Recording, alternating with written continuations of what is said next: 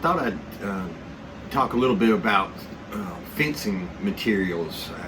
It's that time of year where I've got to start stocking up on 1x6s, 1x4s, 4x4s, everything for fencing. But it seems like about half the customers I get, they'll ask me, how far apart do you put the fence posts? So I've got a little calculation method that I use to determine the spacing of each metal fence post or 4x4, just whatever you're using, so that they'll be spaced equally apart.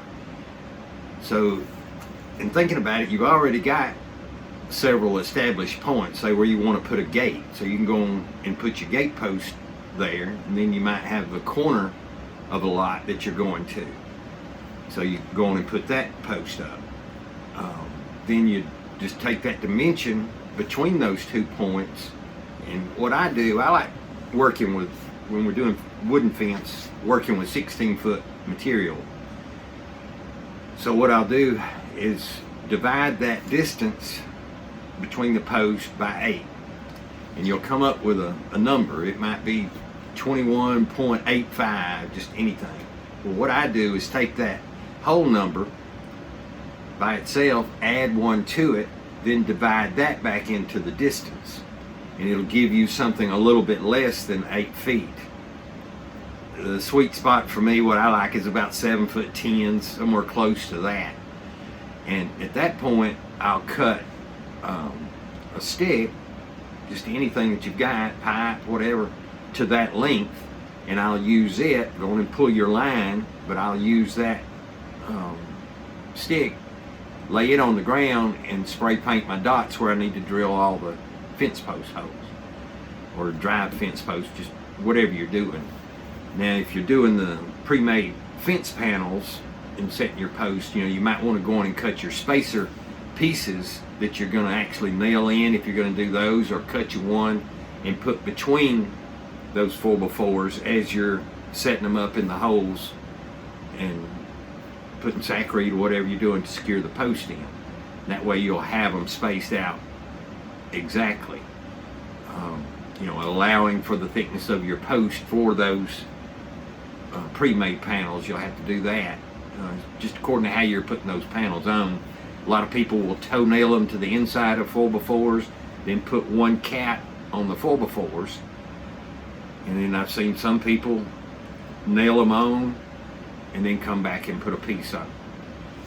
Inevitably, with the prefab panels, though, you're going to have to, at some point, make an adjustment to one of them when you get to the end of the line, because it doesn't always work out to the exact size of those panels. But another thing to keep in mind is, I tell people, is if you're doing barbed wire fence and say you go down in a gully on your property, you'll want to put some sort of a squaring section at that low point, because when you pull tension on barbed wire over time, it tends to pull those posts up out of the ground in the low area. So you can do longer T-posts. I always get the 5-foots and use those, but you can buy 7-foots and drive them on in the ground, and they'll stay in the ground a little bit better than the shorter posts, because you get that I don't even know what to call it, that cross member that's at the bottom of the T-post. Get it on further down into the ground, and that's what's going to help hold it. But anyway, I thought I'd take the time to talk a little bit about that, because I get so many questions about it. So let's get on with the video. Well, what we've got here today is some pine logs customer brought to me. He's needing some fencing material, some 1x6s, 4x4s, it's just a little bit of everything. But he had some 14-inch trees that were perfect to make 1x10s out of, so we decided that's what we'd do with those, instead of having extra boards left on that I'd have to come back edge or whatever. I think he had about 8 or 10 of those. But you'll see during the process here, I'll make several mistakes. You just can't forget to push the eject button for the eject conveyor out there, because the little flitches will pile up with you. So I do that, and I'd forgotten to set the auto down when I made my last cut on the cant. So I'd normally pull that flitch off and just hit the down switch and just start going, but I forgot about that. But anyway, I learned a good lesson in doing that, and I'll show you that with the laser coming into play again when we get to that point.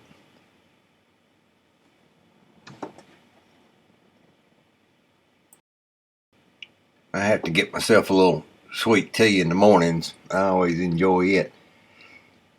Remember to close that door on the end where sunshine's coming through on the east side. I've been forgetting that on several of the videos I've done in the past. And I've had issues with the camera batteries. It's been fairly cool in the mornings, and that cold weather just drains the camera batteries down quick. I had one of the cameras shut off with me. I didn't know it until after I'd got the video in for editing. And I apologize for that. I've been in touch with Nathan out of the woods, and he shared with me what he's using for his camera setup. So I'm looking into purchasing some of those to make a little bit better videos. And I'm learning as I go, so you got to take that in consideration as well.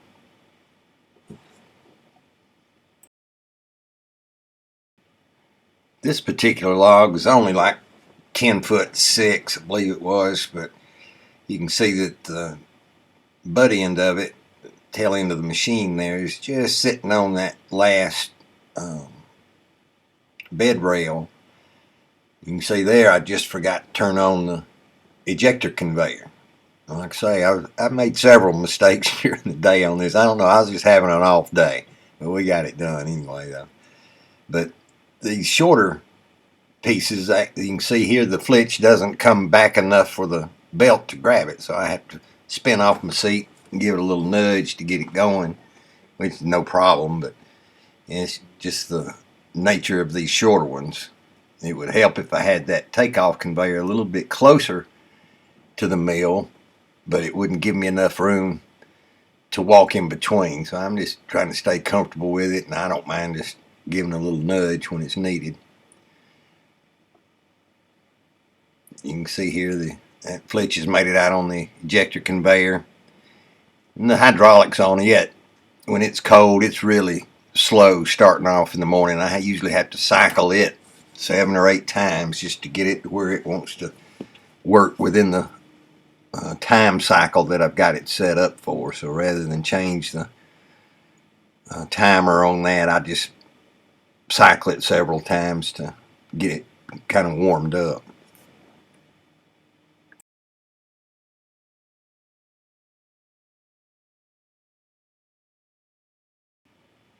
Now you'll notice when I start to pull this flitch back, the first thing that I'll do is look up in that mirror that's in front of me. That way I can see where that flitch is guiding onto the conveyor, and I'll keep my right hand on it to just give it a little nudge. No matter how big the flitches are, once you start drawing them back, they're pretty easy to steer. So I'll just keep one hand on it and make sure that it's centering up fairly well on that belted conveyor there.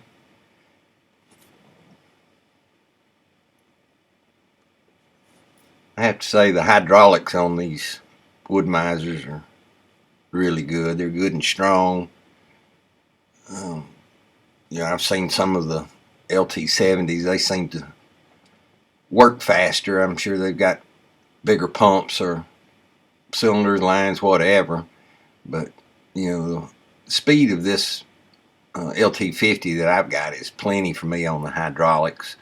They're very strong because I've moved some huge logs up on this thing. I've got some big pecan trees that I'm going to be cutting into next week.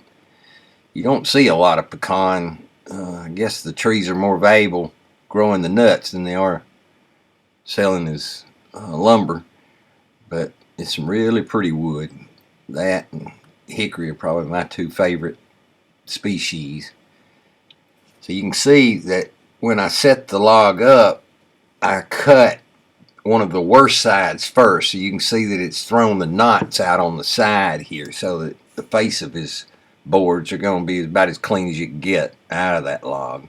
So I'll wind up after I cut this flitch, I'll be just stepping down and cutting the face cuts in the boards.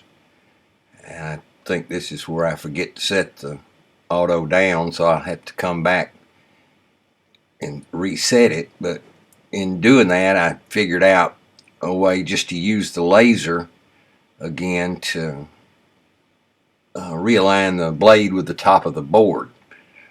And it seems like every time I turn around, I figure out something a little different for the laser. It's really been a good addition to the sawmill. All these little different modifications that I've done, when you put them all together, they really make things easier for you. You see how I spin around off that seat? Once you get in your rhythm, you'll know exactly. See, this is what I did on the laser. You can see that light just dancing across the top of the log there. That lets you know that that saw blade is set up dead top on that log. So then I set my auto down and got back into it. Like I say, there's several little things that I'd forgotten about. You got so many bells and whistles going on, you got to stay on top of it.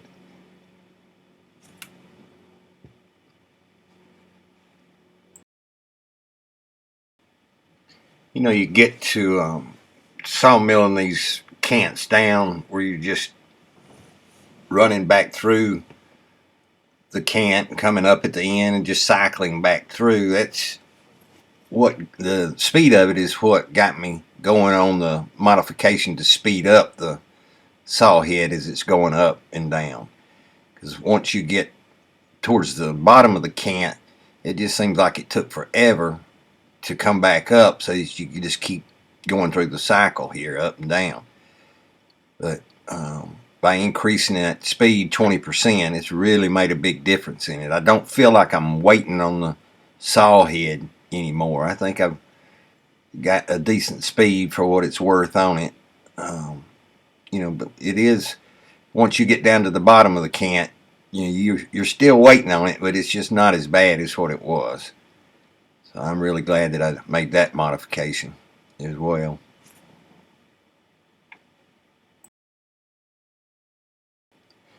I chose to stay small with my sawmill operation. I actually bought the sawmill itself to cut trees off my property to build log cabins that I plan to do. One for my wife and myself, and maybe one to rent out or something. But you know, I'm not going to be doing a kiln or anything along those lines. I'm just air drying what I use to build log cabins, and I do a little bit of furniture and different things here and there. But as far as setting up, you know, I wanted something pretty nice. So I went with this metal building, which I already had the pole barn there, so I just added on to it just to have a good work environment. And these modifications just make things easier for me, and that's what it was all about for me. I don't want to have to lift and handle every individual piece of wood. I try and do as little of that as possible. You know, when you run in the sawmill, you're going to have some from time to time, no matter what, especially in stacking, helping customers load their truck, trailer, whatever. If you get into piecework, you know, it's just the nature of the business. Whatever somebody brings to me, that's probably 80-90% of what I do. People will bring logs to me. I do some slabs of different exotic or finer woods that I come across. Now, here you'll see the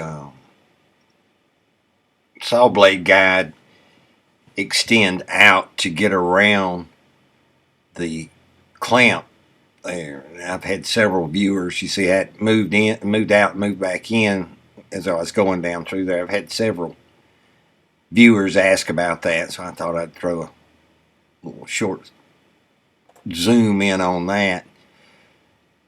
And here I'm going to do another one of my mistakes. I didn't drop the clamp dog down all the way, so I'm finished with this bundle, so I'm going to swing it out of the way.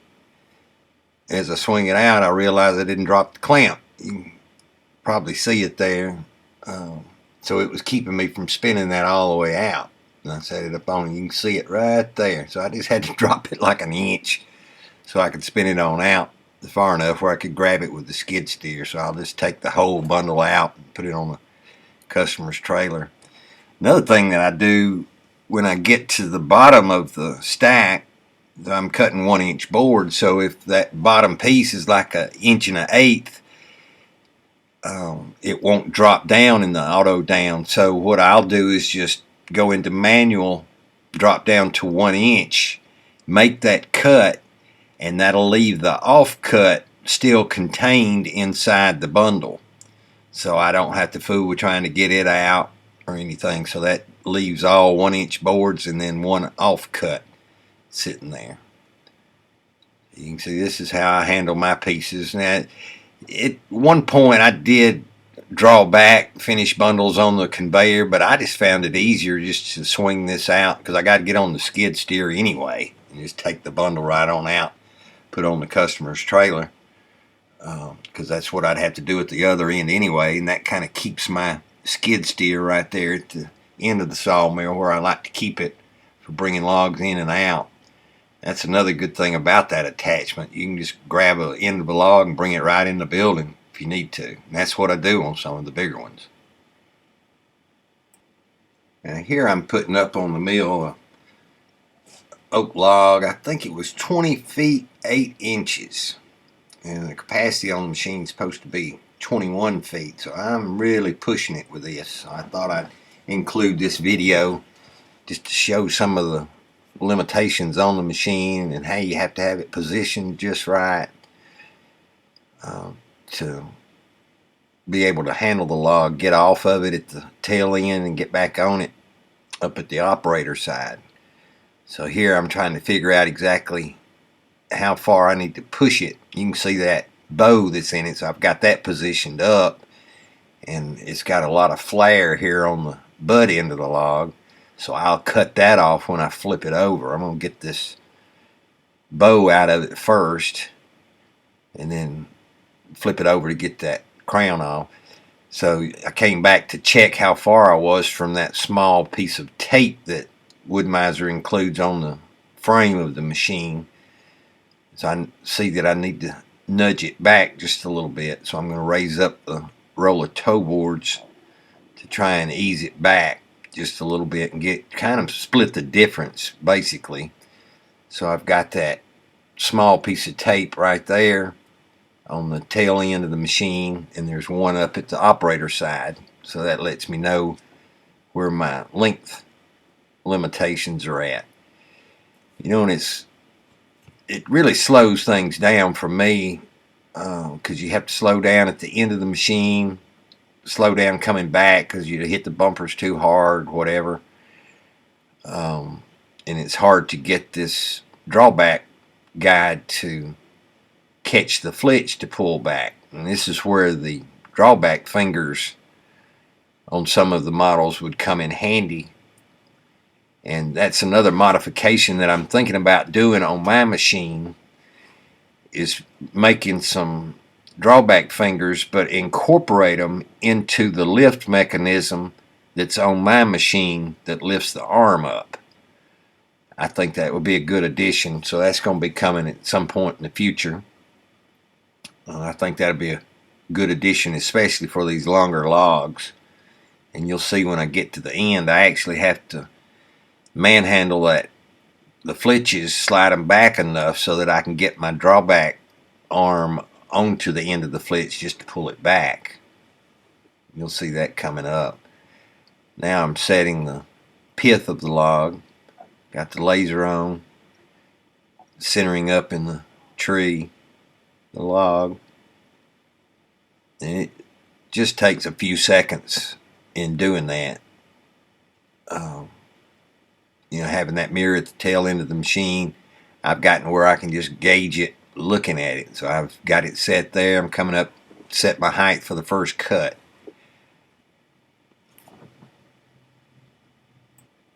I actually made some of the wind chime pullback guides that you see at the end of some of the Sawmill models, the Woodmizers, and well, the other models as well, but they just kind of got in my way. I was hitting my head on them. They didn't help production, didn't make things any easier. And the way I pull the flitches back by keeping a hand on it, all of my flitches just come straight back. If I have to move it, it's just barely any at all. So I took those off. I think Woodmizer sells them like $700 or $800. Well, I built mine for like $50. They were just number 60 chain hanging down. They worked well for what they are, but they just got in my way.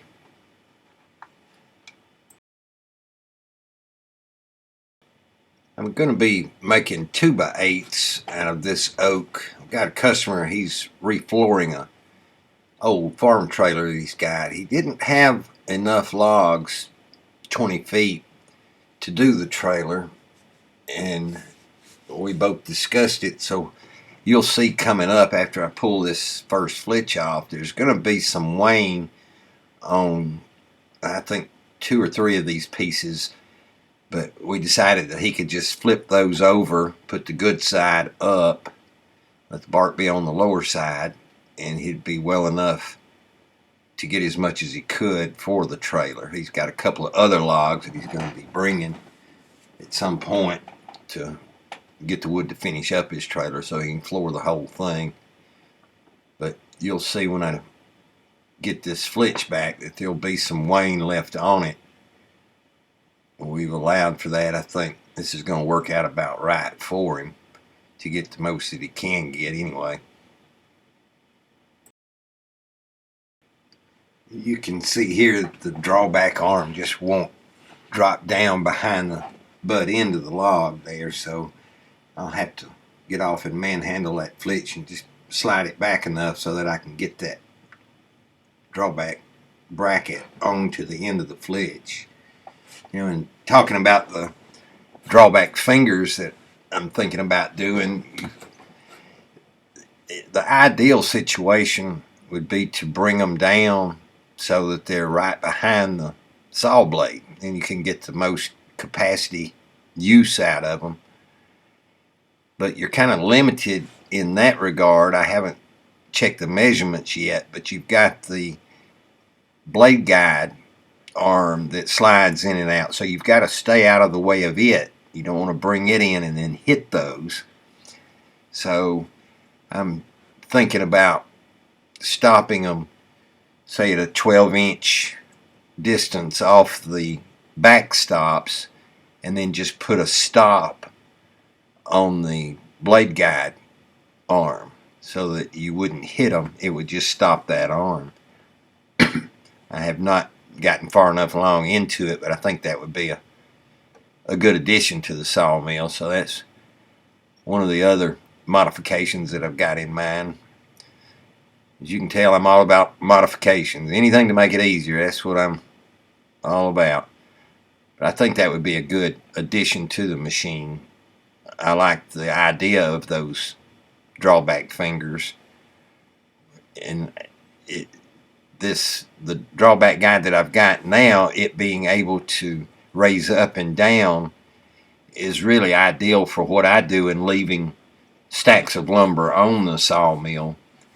I just feel like if I get into 1x4s or something smaller, those fingers will probably skew the bundle sitting on the sawmill. I know they move pretty easy, but I don't know, I just have that in my mind, so I just kind of have to play with it to see.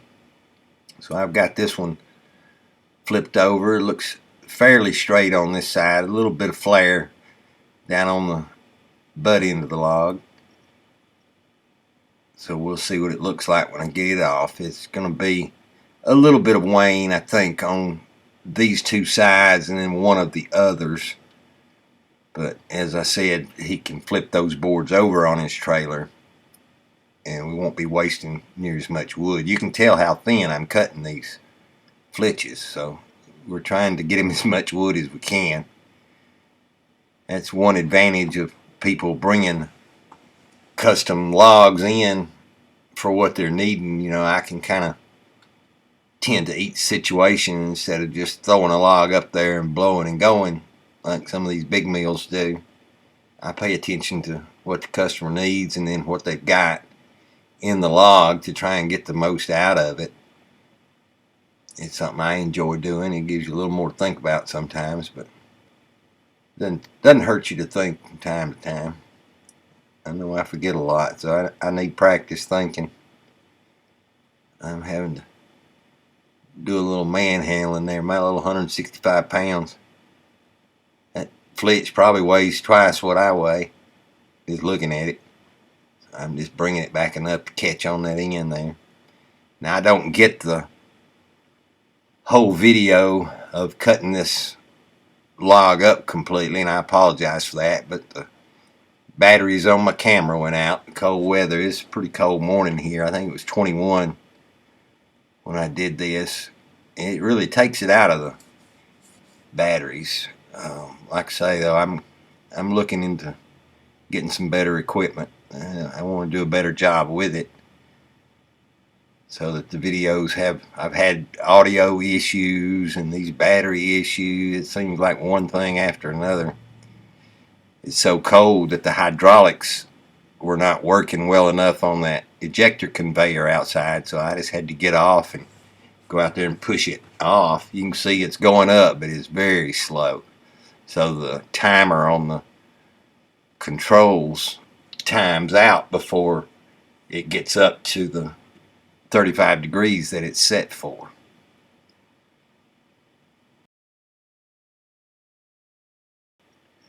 I want to take the time to thank my viewers and subscribers. I hope that you've enjoyed this video. Once again, I apologize for not cutting the tree up completely, but unknowingly my batteries had died because of the cold weather apparently. But you know, if you like the video, maybe hit the like button. Maybe you learned a little bit of something. If nothing else, how to space your fence post. But I would really appreciate your subscribing to the channel. We got a long way to go. I plan on making a lot more videos. We've got several more modifications coming up. So if you want to be notified of that, possibly think about hitting that notification bell, because I never know when I'm going to put the next video out. It's just up to whatever I can get done through the week or whatever. But you can see here I'm setting the pith on this log, getting ready to make that first cut through there. I've got it set up, got it cut to the 8-inch width already. So when I get this cut and flip it over the next time, I'll be set up and ready to go for cutting the 2-inch boards off of it. It was a little bit short in giving the customer enough to floor his trailer, but we got the most that we could out of the log. You'll see a little bit of wane on this edge after I get this flitch pulled back. This is probably one of the bigger flitches, but I managed to manhandle him and get him off there. You know, once I get through cutting the flitches, it'll just pretty much blow and go at that point anyway. I don't have to pull anything back. Just get everything cut to size. And what I plan to do on the bottom is to leave the offcut on the very bottom, so that'll be a little bit less of the wane left on the last board. And I don't think that'll be in this video. As a matter of fact, I think the batteries die on me before that. But I want to take the time to thank everybody for viewing the video and subscribing if you are, and if not, possibly think about it. Talking about these modifications that I've done, you know, no matter how big or how small your setup, your operation is, any of these modifications that I've done can help you. You know, everything that I've done is proven in production. You get to see it working. I talk a little bit more in detail in these videos about each of them. Customer asked me what was my favorite modification, and I thought about it, and I said, well, I don't know. I guess it's the one I'm using at the time. I don't know any other way to describe it at that, but you know, they all come into play and they're all helpful in their own little way. But no matter the size of your mill, whether it's hydraulic or manual, some of these modifications can help you. It definitely makes my life a lot easier. Well, I hope that you've enjoyed the video, and until next time, you all stay safe, be careful out there, and we'll see you later.